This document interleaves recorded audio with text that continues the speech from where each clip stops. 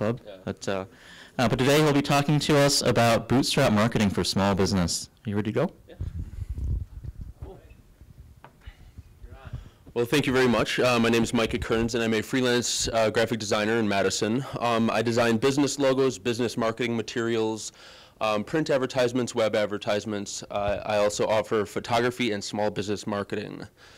And the reason I'm here today is because I wanted to talk about Bootstrap marketing for small businesses. Bootstrap marketing, what does that mean? Bootstrap marketing means that you are trying to market your small business or organization for as little money as humanly possible. And so instead of money, you are utilizing time, effort, and creativity. So there's a lot more time, hoofing it and putting your plans into action, but less money out of your pocket. The first thing that you need to pay attention to is your business card, and oftentimes your business card is the first thing, the first impression that you make to a potential client. A lot of people might recognize this. This is an online card from Vistaprint.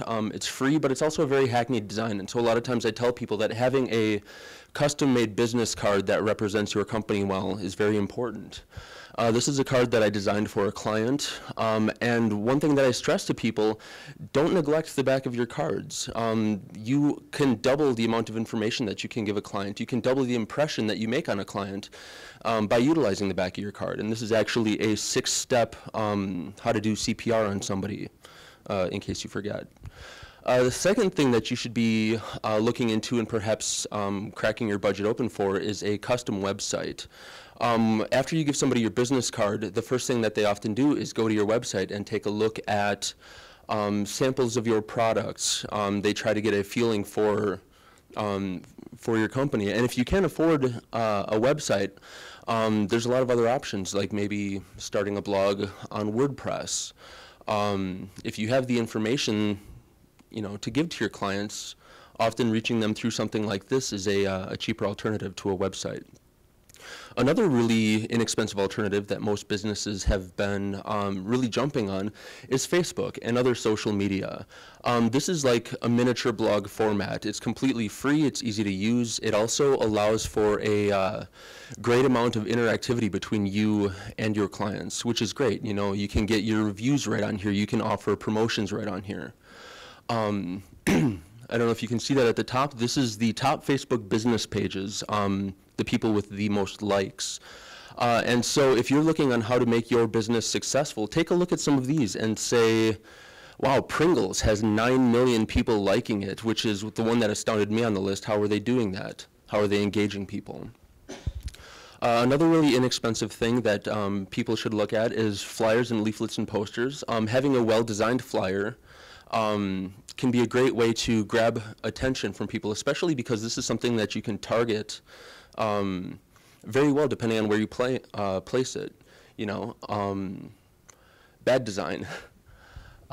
This is very, very crowded. It's hard to read. It looks kind of goofy, and it doesn't really reflect very well on the company. This is very basic, doesn't really look that professional. I created it in about 10 seconds in Word, and for some reason, Comic Sans is a font that really enrages people. So avoid Comic Sans if you can. Good design. This one is a very, very stripped down distilled poster that I created for the front of a storefront. As you can see, it's fashion related, has the date.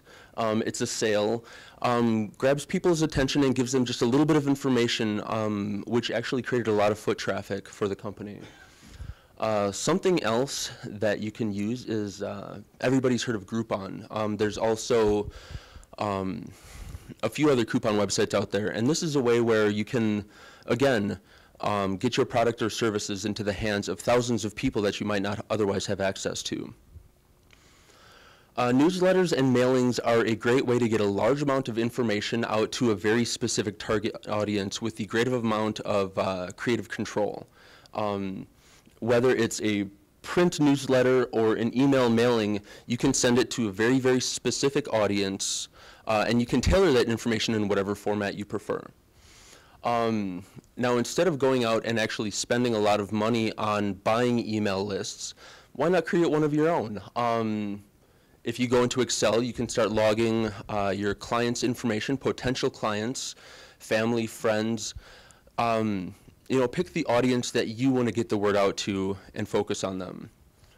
Another great way to get attention for your small business is press releases and advertorials. If you're trying to reach thousands of people, write to a magazine and try to get a review. Write to a local newspaper and see if they'll do an interview on your company. Press releases have very specific formats to them, but at the same time, they're very short. You don't have to write any more than a page of information. And the format is something that you can very, very easily look up online and say, oh, this is how I write a press release. You put one together, you get the word out. If you have an interesting story, this is how you get it into the hands of local media. You can also sponsor or donate to an event. You can either use gift certificates if you have a service, or if you have actual product, you can take that and donate it as well. And so if you look, in a perfect world, I would be lumped in with all these guys and be sponsoring big events. And so people say, MK Co-Creative, speak at an event. Everybody in this room is a potential client that I probably would not have been able to reach had I not gotten up here with the microphone and said, hey, I'm a graphic designer. So this is really a great venue for kind of getting the word out on my business as well. When you are doing promotions and marketing stuff, track your progress, track what you do.